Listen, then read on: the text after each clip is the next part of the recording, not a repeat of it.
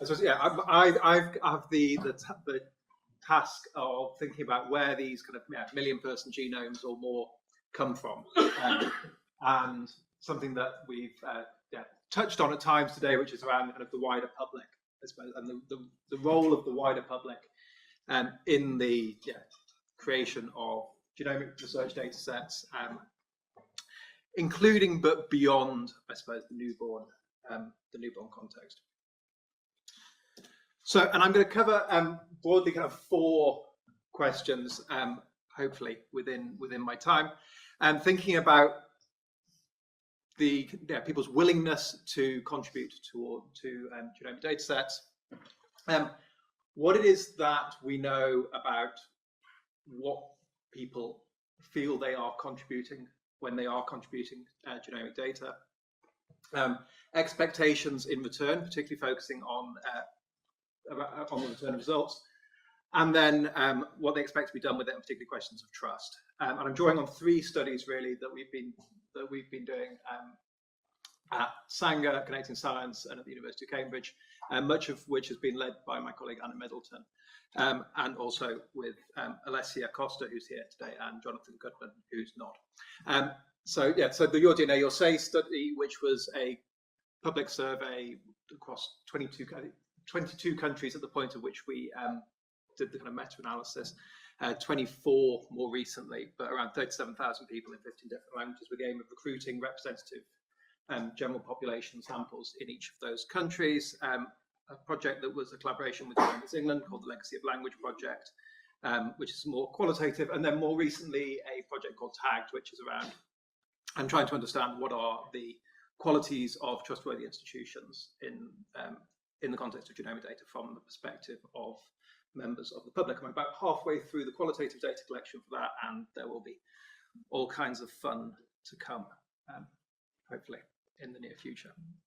All right, so what I wanted to start with was this, and it was interesting, actually. I think somebody mentioned earlier that the recruitment for the generation study was around 50% of people who said that they would sign up. And so this was our the kind of question in the Your DNA, Your Say survey.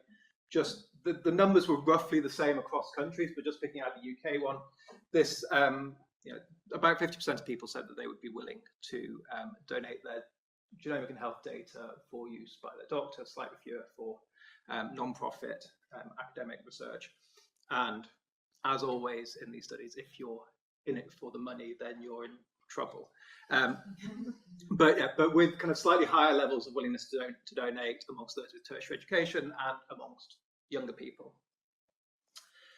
And I'm going to come back to this kind of not-profit, for-profit question in a bit.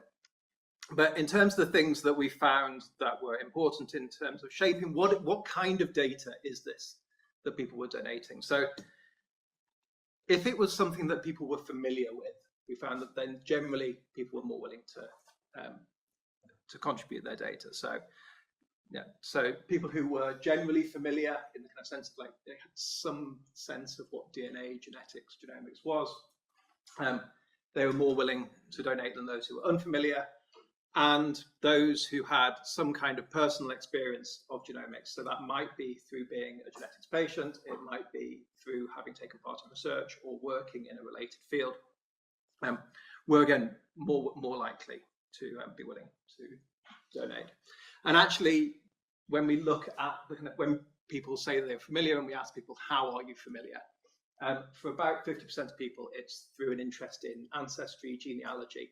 And I think it's the kind of something that when we're thinking about this context of where is genomics in people's lives, that's often where they're encountering it, not necessarily through clinical genetics. And then the other question that I think is kind of pertinent to thinking about what type of stuff is this? Is there something that's different about genetic information? No. So this is the kind of question that's come up time and time again in the kind of clinical and bioethics literature over the last 30, 40 years. And in general, across our kind of 22 countries, again, about half of people said that it was something the same, that it was the same as other types of health information, and about half said that it wasn't.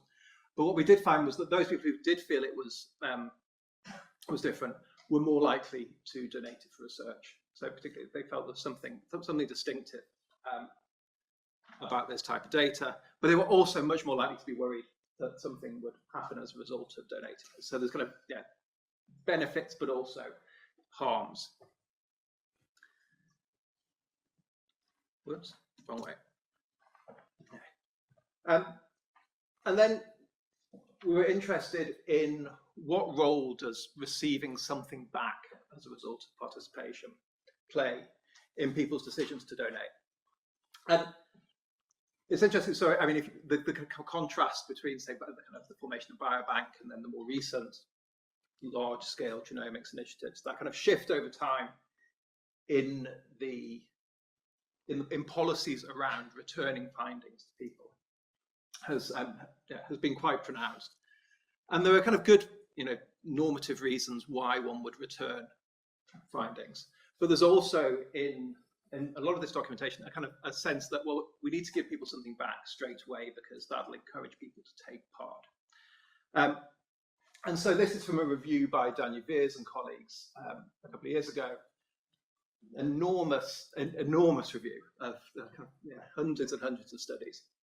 But kind of finding that, so somewhere between 73 and 95% of people were interested in receiving individual results from their research. Individual results from clinical research, more, in fact, from biobank type research, but that in a similar way to the the biases that we know are prevalent within genomic data, there is a massive skew here in terms of what we know about public attitudes towards genomic data sharing, which is that 65% of studies have been done in the US, and that everywhere else, the UK obviously features quite highly, but everywhere else is kind of less well represented, and that the US is quite a distinctive setting for doing anything health related. And so that kind of question is like, how much does that? The question we have is, how much does that US experience hold across our 22 countries? So we took the US as a baseline and asked about to what extent were people wholly influenced by receiving results in their decision on whether to participate or not. And so so you have the US reference line, and 17 of our 22 countries fell below the US. Nowhere fell above the US in terms of that interest in receiving return of results. So I think it's useful in terms of separating that out when we kind of have a commitment to returning things back, that yes, there might be reasons in terms of we feel it's important to reciprocate people's contribution, but if the main reason for returning findings is that it's a means of motivating participation, that might not hold across the board.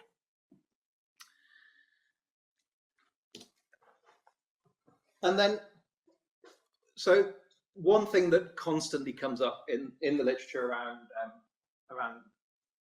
the kind of donation, sharing, contribution of genomic data is the importance of trust, or health data as well. And unsurprisingly, we found that those people who said that they trusted the organizations involved in genomics were more likely to be willing to give those organizations data about themselves. There was a fascinatingly small percentage of people who were willing to give data even though they said they did not trust, which I don't know, we can't do much of that, but those are the people that I'm really interested in talking to. But trust in each actor increased the willingness to donate data for use by that actor. So people who trusted their doctors were more likely to be willing for doctors to use their data. Those who trusted companies were more likely to be willing to allow companies to use their data. But this is a similar pattern to the willingness to donate one, and this is again what we see quite a lot, which is people trust their own medical doctor, even in contexts where people don't have their own medical doctor. There is something, this kind of idea, you having your own personal doctor, but the doctor who is treating you, the doctor that you see, is that kind of personal trust relationship. And then after that, it was a bit of a kind of depth. So any other doctor, university research is about the same. Company researchers, again, less trusted.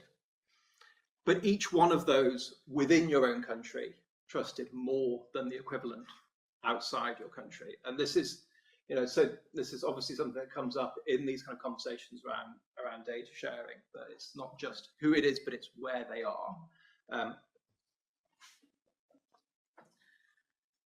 We then asked people, what would help you trust? And we gave people a list of things that might help them trust, and we asked them to choose those that they felt were most important, and and then we ranked those. And it was these questions around, you know, who's going to benefit, who's using your data, why, how are they going to benefit, and can I take my data out, which is perhaps what we might expect. And I think these are things that then you can pick up in the kind of qualitative, in terms of understanding what's the basis for trust here. Why is it that why is it that people are trusting? So this is from one of the focus groups that we did, thinking about this question of trust as the kind of the commitments that are being made by these institutions to the people who are taking part.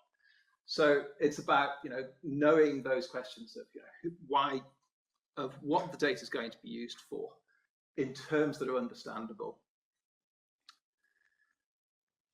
And this quite nicely fits with conceptually how you might think about trust. You know, somebody makes you a promise, somebody makes you a commitment, and therefore, you know, you trust people who stick to their commitments, and where you can see that. But there's also something that came up in the work that Hopkins Van Mill did for GEL as part of the Newborn Genomes Programme, which is not just about these promises and commitments, but it's also about these kind of underlying things, this question of motives. You know, that it's not necessarily about what the research is meant to do, but why are people doing it in the first place? Which is where we come back to this question of profit. And I think it's a kind of, So I'm a sociologist by background, and there's nothing a sociologist loves more than like a neologism, words that words that don't exist. So this is one from so I didn't make this up, but this is from a word. This was from a paper written about 20 years ago, lucropathy. But it's this kind of avaricious pursuit of profit. This, you know, the pathological kind of pursuit of profit, and this comes up again and again when people are talking about, you know, who is it that's using your data. So it's this idea that when companies are involved, it's not simply the normal functioning of a market. It's about these decisions about it's money based, it's money driven. And you have this kind of contrast between this lucropathic relationship and then what Lynch and Walsh, who coined the term, described as lucrophobic. But it's this kind of idea of being this disinterested benevolence that people associate. So here people are talking, they were talking about Cancer Research UK and Macmillan, who they're obviously not making any money here, and therefore they're trustworthy. It's, you know, that's the positive side of it. And so, and that we know that neither of those necessarily functions. And so what comes through as you kind of unpick this is this kind of ideal relationship between companies and the public sector, which really interestingly bears kind of this close analogy with this kind of, you know, the idea of the invisible hand that shapes the market. Kind of Adam Smith's idea of, you know, people act in their own interest, but somehow you get this self-organizing system. And so this is this kind of, this idea that, you know, you have this symbiotic relationship between pharmaceutical companies, and where this lucropathic tendency is guided by the existence of these protocols and procedures. So this is trying to unpick this question of, you know, that whilst we're very good often at making these kind of transparent commitments about this is what we're going to do with data, what we're less good at doing perhaps is that demonstration of motives, of why are we here in the first place. Just to complicate that question, that list though, we also looked at the extent to which the order in which people put those 10 different things There's 10 different things that might increase trust. We looked at the extent to which people in different countries ordered them in the same way. And so what we found was that you had some cases where the order of the 10 options was very similar, and where you might think, okay, if we want to build a trustworthy data institution, we'll make sure that we do X, Y, and Z. It's not quite that simple. If we had that list, then I would be displaying my leuropathic tendencies.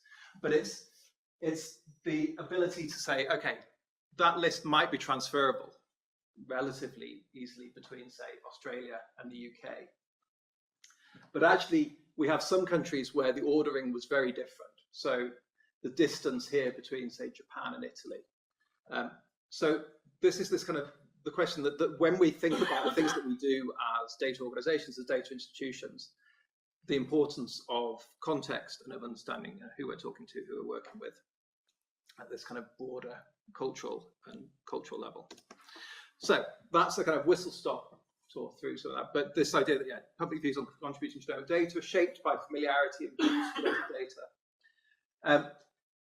I do think this question around what return of results does in terms of people's willingness to donate is more complicated than perhaps sometimes we assume. We assume this kind of immediate transactional relationship, and actually the kind of reciprocal basis on which we often encourage donation doesn't necessarily require immediate reciprocity. But in order to have that delay, you have to have the existence of trust in the first place. And this is where we are at the moment about, yeah, how do you effectively, consistently demonstrate your motives as people working with, collecting and working with data. So I'll leave it there.